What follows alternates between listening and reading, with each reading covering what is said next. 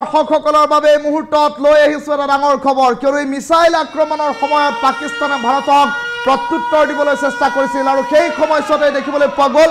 ভাৰতৰ শক্তিশালী ৰাফেলৰ সন্মুখত তছনছ হৈ পৰিল পাকিস্তানৰ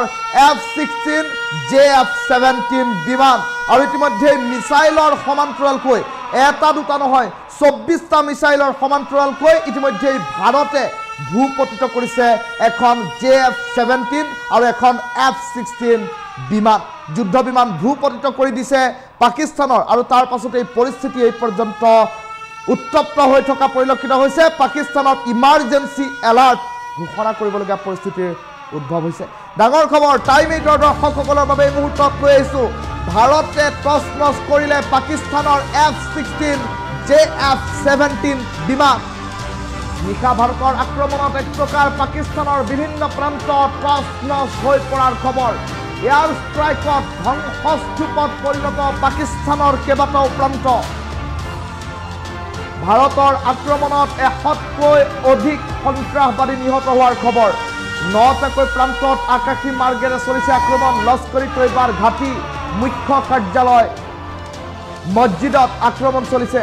পাকিস্তানে বন্ধ কৰিলে সকলো বিমান সেৱা বাতিল কৰিবলগীয়া হৈছে আৰু তাৰ মাজতে দেখিবলৈ পোৱা গৈছে এই ভয়ংকৰ আক্ৰমণৰ পাছতে নিজৰ সামাজিক মাধ্যমৰ পৃষ্ঠাত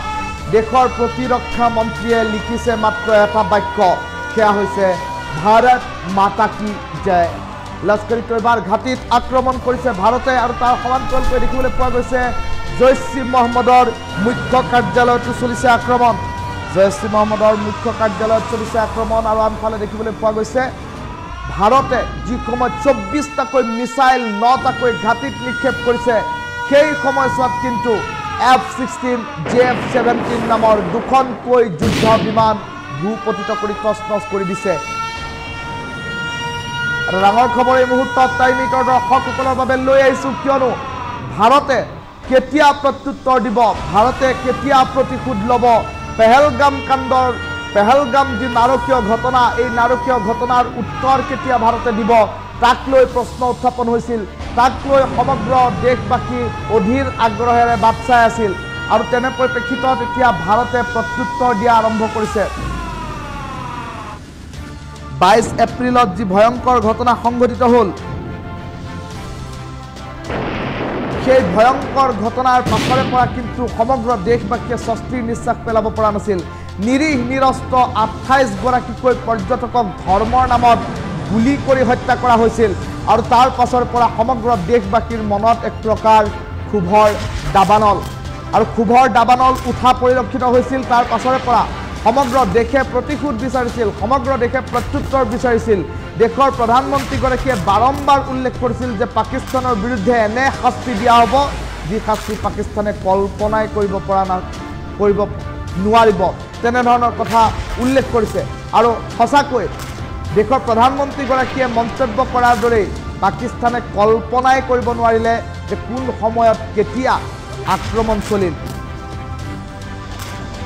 কেইবাখনো ৰাফেল বিমান কেইবাখনো সুখয় বিমান মিৰাজ 2000 ইতিমধ্যে সাজু কৰি ৰখা হৈছে আৰু পাকিস্তান সীমান্তৰে পাকিস্তানৰ আকাশলৈ 100 কিলোমিটাৰ গভীৰতালৈ সোমাই গৈ এটাৰ পাছত আন এটা মিসাইল নিক্ষেপ কৰিলে পূৰ্বৰ পৰা নিৰ্ধাৰিত কৰি থোৱা 9টাকৈ প্ৰান্তত ইতিমধ্যে তছনছ হাল্লাবোল আৰম্ভ কৰিলে ভাৰতীয় বায়ুসেনাই আৰু ভাৰতীয় বায়ুসেনাই নিজৰ প্ৰবল পৰাক্ৰমেৰে শক্তি দেখুৱাই পাকিস্তানৰ F-16 JF-17 দুখনকৈ বিমান ইতিমধ্যে ভূপতিত কৰি থৈ অহাৰ খবৰ এই মুহূৰ্তত আহি পৰিছে আৰু আনফালে এই ভয়ংকৰ আক্ৰমণ চলাই লস্কৰী তৈবাৰ মুখ্য কাৰ্যালয় জৈশ-ই মহম্মদৰ মুখ্য কাৰ্যালয় কেইবাটাও সন্ত্ৰাসবাদী লঞ্চ পেড কেইবাটাও সন্ত্ৰাসবাদী কেম্প ইতিমধ্যে উৰাই থৈ আহিছে আৰু তাৰ পাছতে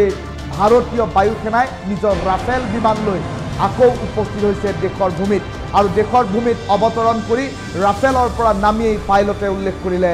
ভাৰত মাতা কি জয় এনেধৰণৰ কেতবোৰ কথা উল্লেখ কৰিলে আৰু ইতিমধ্যে অপাৰেশ্যন সিন্দুৰ নাম দিয়া হৈছে এই আক্ৰমণৰ ঘটনাক আৰু অপাৰেশ্যন সিন্দুৰৰ জৰিয়তে এতিয়া সমগ্ৰ বিষয়টোক লৈ চৰ্চা আৰম্ভ হৈছে আৰু দেশৰ প্ৰধানমন্ত্ৰী নৰেন্দ্ৰ মোদীয়ে কথা দিয়াৰ দৰে কথা ৰাখিছে পেহেলগাম কাণ্ডৰ প্ৰত্যুত্তৰ প্ৰথমটো প্ৰতিশোধ ইতিমধ্যে লৈছে য'ত 28 গৰাকী নিৰীহ নিৰস্ত্ৰ পৰ্যটকক হত্যা কৰা হ'ল গুলিয়াই সেই 28 গৰাকী নিৰীহ নিৰস্ত্ৰ পৰ্যটকক গুলিয়াই হত্যা কৰাৰ প্ৰতিশোধ হিচাপে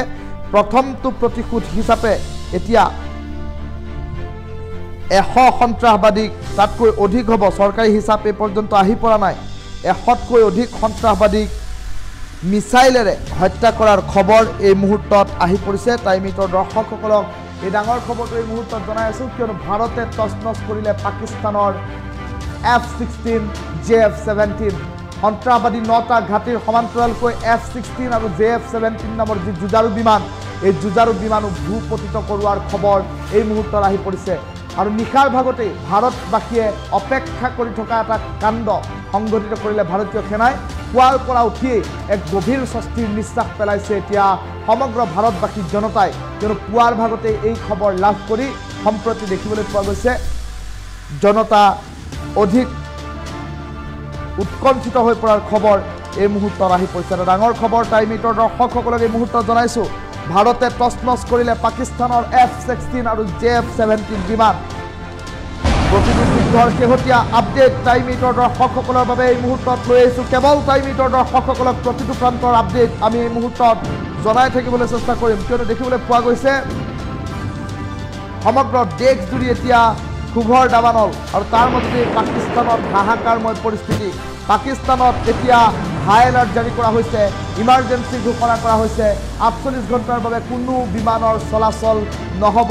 বিমানৰ চলাচল বন্ধ কৰি দিয়া হৈছে আৰু আনফালে দেখিবলৈ পোৱা গৈছে পাকিস্তান সীমান্তত কটকটীয়া নিৰাপত্তা বেহু ৰখা হৈছিল কিন্তু সেই বেহু ফালি 100 কিলোমিটাৰ গভীৰলৈ গৈ ভাৰতীয় ৰাফেল বিমানে যি শক্তি দেখুৱালে সেই শক্তিৰ পাছত পাকিস্তান এই পৰ্যন্ত ঘুচলৈ আহিবই পৰা নাই কিয়নো কল্পনা নকৰা ধৰণেৰে ভয়ংকৰ কাণ্ড ভাৰতে সংঘটিত কৰিলে পাকিস্তানৰ বিৰুদ্ধে আৰু পাকিস্তানে এনে আক্ৰমণৰ পৰিকল্পনা কৰা নাছিল এনে আক্ৰমণ হ'ব বুলি সপোনতো কস্মিনকালেও তেওঁলোকে ভবা নাছিল আৰু যাৰ ফলশ্ৰুতিত দেখিবলৈ পোৱা গৈছে আজিৰ দিনটোত মক ড্ৰিলৰ দৰে ব্যৱস্থা ভাৰতে সমগ্ৰ দেশজুৰি গ্ৰহণ কৰিছে আৰু মক ড্ৰিলৰ দৰে ব্যৱস্থা গ্ৰহণ কৰিছিলহে মাত্ৰ মক ড্ৰিলৰ পাছতহে সচৰাচৰ যুদ্ধ ঘোষণা হয় তেনে পৰিপ্ৰেক্ষিতত কিন্তু মক ড্ৰিললৈ কিছু ঘণ্টা বাকী থকাৰ প্ৰাক মুহূৰ্তত পুৱতি নিশাই একশ্যন আৰম্ভ হ'ল ভাৰতীয় সেনাই যুদ্ধাভ্যাস কৰি আছিল এইবাবেই সেই কথাও এতিয়া জল পট হৈ পৰিল আৰু বিভিন্নজনে মন্তব্য প্ৰকাশ কৰিছিল বহু দেশদ্ৰোহীয়ে ভাৰতৰ হাৱা পানী খাই মন্তব্য প্ৰকাশ কৰিছিল যে ভাৰতে যুদ্ধ নকৰে আৰু সংবাদ মাধ্যমে যিসমূহ যুদ্ধৰ বাতৰি প্ৰচাৰ কৰি আছে এয়া ভুৱা এনেধৰণৰ কেতবোৰ কথা উল্লেখ কৰিছিল এতিয়া সেইসকল দেশদ্ৰোহীৰো মুখত এতিয়া পূৰ্ণহতীয়া স্বৰ সোধাই এতিয়া ভাৰতীয় সেনাই নিজৰ শক্তি দেখুৱাইছে আৰু ভাৰতত থকা প্ৰতিগৰাকী সন্ত্ৰাসবাদী প্ৰতিগৰাকী দেশ বিৰোধী মন্তব্য কৰা সন্ত্ৰাসবাদীতকৈ কম নোহোৱা এনে লোকক বিচাৰি উলিয়াব লাগে আৰু দেশৰ ভিতৰত থকা এইসকল লোককো শত্ৰুকো প্ৰকৃত শাস্তি প্ৰদান কৰিব লাগে ভাৰতে তছনছ কৰিছে পাকিস্তানৰ JF-17 F-16 যুঁজাৰু বিমান ইতিমধ্যে ভূপতিত কৰাৰ খবৰ আহি পৰিছে সেই ডাঙৰ খবৰটো টাইমিটৰ দৰ্শকসকলক এই মুহূৰ্তত জনাই আছোঁ ভাৰতে তছনছ কৰিছে পাকিস্তানৰ JF-17 F-16 বিমান আৰু নিশা ভাৰতৰ আক্ৰমণত এতিয়া পৰিস্থিতি ক্ৰমাগতভাৱে উত্তপ্ত আৰু তেনে পৰিপ্ৰেক্ষিতত দেখিবলৈ পোৱা গৈছে পাকিস্তানে যাতে ভাৰতৰ বিৰুদ্ধে কোনো ধৰণৰ ব্যৱস্থা গ্ৰহণ নকৰে পাকিস্তানৰ বিৰুদ্ধে যাতে ভাৰতৰ বিৰুদ্ধে যাতে পাকিস্তানে কোনো ধৰণৰ মাত নেমাতে তাৰ বাবে এতিয়া এলাৰ্ট থকাৰ আহ্বান জনোৱা পৰিলক্ষিত হৈছে আৰু পাকিস্তানে যদিহে ভাৰতৰ বিৰুদ্ধে এই আক্ৰমণৰ পাছত মাত মাতে পৰিস্থিতি ভয়ংকৰ হ'ব বুলি ডোনাল্ড ট্ৰাম্পেও এক প্ৰকাৰ হুমকি প্ৰদান কৰা পৰিলক্ষিত হ'ল পাকিস্তানক এতিয়া চাৰিওফালৰ পৰা পাকিস্তানক আগুৰি ধৰিছে ভাৰতে আৰু যাৰ ফলশ্ৰুতিত এতিয়া যিকোনো প্ৰান্তৰে মিছাইল নিক্ষেপ কৰিবলৈ সাজু হৈ থকাৰ খবৰ এই মুহূৰ্তত আহি পৰিছে সকলোৱে ভাবিছিল ভাৰতে ৰণসিঙা বজাব যুদ্ধৰ নিয়ম মানি এই যুদ্ধ আৰম্ভ কৰিব কিন্তু কাৰ্যত তেনে কাৰ্য কোনো কাৰণত সংঘটিত নহ'ল তাৰ পৰিৱৰ্তে দেখিবলৈ পোৱা গ'ল ৰণসিঙা বজোৱাৰ পৰিৱৰ্তে ডাইৰেক্ট একশ্যনে আৰম্ভ কৰিলে মিছাইলেৰে আক্ৰমণ আৰম্ভ কৰি এতিয়া ৰণসিঙা বজোৱা পৰিলক্ষিত হৈছে আৰু তেনে পৰিপ্ৰেক্ষিতত টাইমিটৰ দৰ্শকসকলক এই মুহূৰ্তত জনাইছোঁ দেশৰ প্ৰধানমন্ত্ৰীগৰাকীয়ে নিশা সাৰে থাকি সমগ্ৰ ঘটনাৰ বুজ লৈ থাকিল আৰু তাৰ পাছতেই এতিয়া পাকিস্তানত হাহাকাৰময় পৰিস্থিতিয়ে বিৰাজ কৰাৰ খবৰ আহি পৰিছে